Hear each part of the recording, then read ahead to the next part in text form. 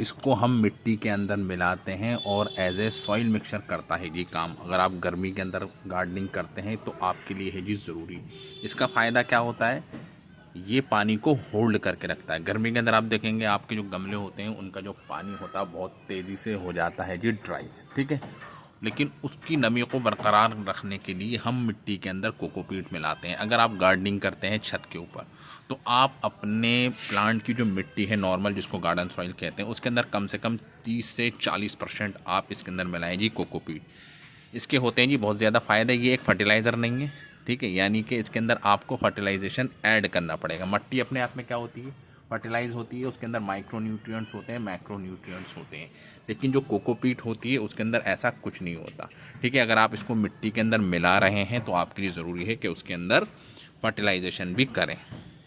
पीट को तैयार कैसे करें, सबसे पहले आप लीजिए एक बड़े टब के अंदर पानी।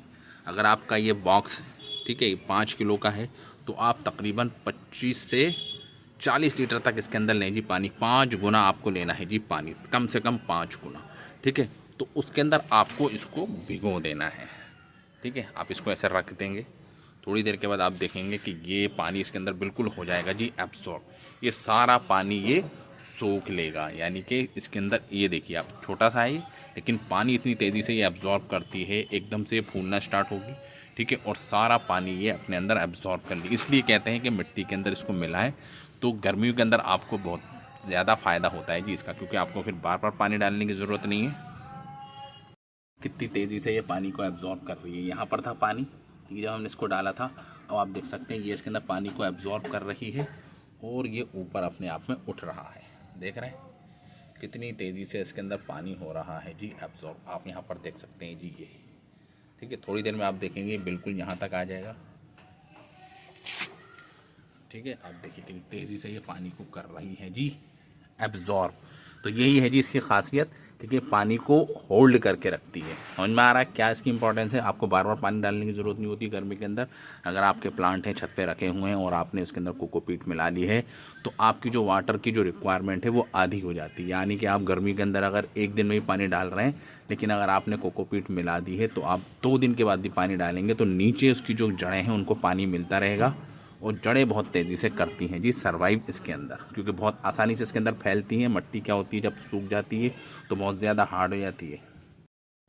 हम इसके अंदर और पानी डाल रहे हैं, ठीक है। पूरा इस पानी को टब से हम भर देंगे, ठीक है। फिर इसको छोड़ देंगे जी एक दिन के अंदर, एक दिन के लिए, ठीक है। उसके बाद आप इसको निकालें और मिट्टी के अंदर मिलाएं। ज़रूरी नहीं है कि आप उसको निकालें फिर पानी के अंदर धोएं, क्योंकि ऑलरेडी जो आजकल जो आ रही हैं वो फुल्ली स्टेरलाइज होती हैं, कंप्रेस्ड होती है, ठीक है, और स्टेरलाइज होती है। यानी कि जो इसके अंदर जो नमक वगैरह जो होता है वो ऑलरेडी निकल कर आता है। फिर भी अगर आपको इत्मीनान चाहें तो आप इसको दोबारा धो के डालते हैं, लेकिन हमने तो आज तक कभी ऐसा किया नहीं। हम इसको मिट्टी में पानी के अंदर भिगो देते हैं, जब ये इसको मिट्टी के अंदर मिलाना होता है तो हम इसको ऐसे ही मिट्टी के अंदर डाल देते हैं, दोबारा से इसको धोते नहीं हैं। और अभी तक कोई ऐसा साइड इफ़ेक्ट भी हमको देखने को नहीं मिल रहा। और आप देख सकते हैं बहुत ही ज़बरदस्त तरीके से ग्रोथ चल रही है जी हमारे सारे गार्डन। अब तो आप देख सकते हैं ठंड स्टार्ट हो गई है, तो ठंड के अंदर तो बहुत कमी से लोग यूज़ करते हैं, लेकिन फरवरी के बाद आप देखेंगे बहुत बड़े पैमाने पर इसका होता है जी यूज़।